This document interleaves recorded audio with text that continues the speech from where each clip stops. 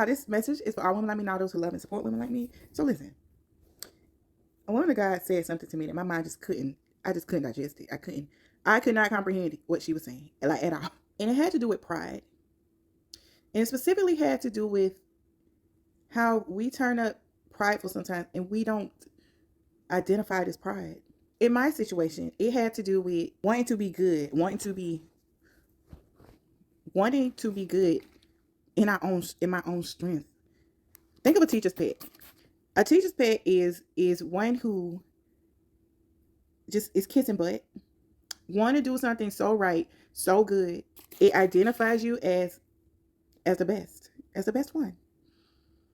The best one. I follow God so good that I didn't mess up. I followed God so good. I followed God so good. Y'all look at how good I'm following God. I followed God so good that He gonna give me, that He gonna put stickers next to my name. I follow, like, that turns to being about you, boo. That don't turn to being about God. That don't end up being about God no more. It ends up being about you. And God didn't make us to be perfect in our own strength or to be good in our own strength. We gonna mess up. That doesn't mean you shouldn't try not to mess up. You should definitely try not to mess up. Like, that should be your posture. Like, I don't want to mess up. That's what my heart is. I'm conscious and cautious about not messing up. Yes. But that shouldn't be the driving force of everything, because it is impossible. The most perfect person that's following God, the most perfect, ends up being rebuked by God. Because in that strive of perfection, you end up doing other things that God isn't pleased with. And it'll just show up. You might end up being legalistic. You know, you might end up being, you can't do it. You can't do it. The only perfect was Jesus. And if the word say that, and if we believe that, then we got to believe that we're going to mess up. And we got to believe that we need God in order for us to do this thing right. And if we believe that, then we won't be obsessed. We'll be conscious and cautious, but not obsessed with following all the rules and just being perfect and getting stickers. If we're perfect, God can't use us. Because how does God use us? Not to show everybody else where they're erroring, but to show everybody else where our errors were. Mm-hmm. The people who act like they can show everybody else where their errors are would be to say that they don't have them.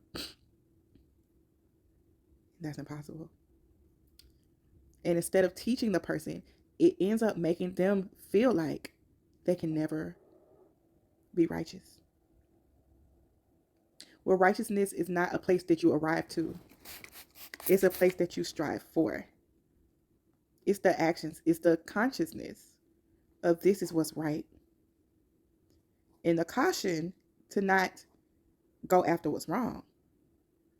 But it's the walk, the movement that makes someone righteous, not the result. So, the person who acts like they do nothing wrong, the perfect person, is the person that ends up not being able to realistically help people who need help. This is why you suffer. This is why God didn't make us robots. There are missteps. And He knows that other people are going to make the same missteps that you've made. And He wants you to be able to help them. You were never supposed to be perfect. You are always supposed to strive to walk in righteousness. When your pride allows you to feel like you're the one who's going to be or has to be perfect, then God can no longer use you to serve imperfect people through your testimonies and through your experiences. Your growth stops. So don't hold yourself up to that standard. I'm gonna make this a part 1 because I got some more that kind of deals with the same realm of subject, but not exactly. So you can join that part 2. I'm cutting this thing up.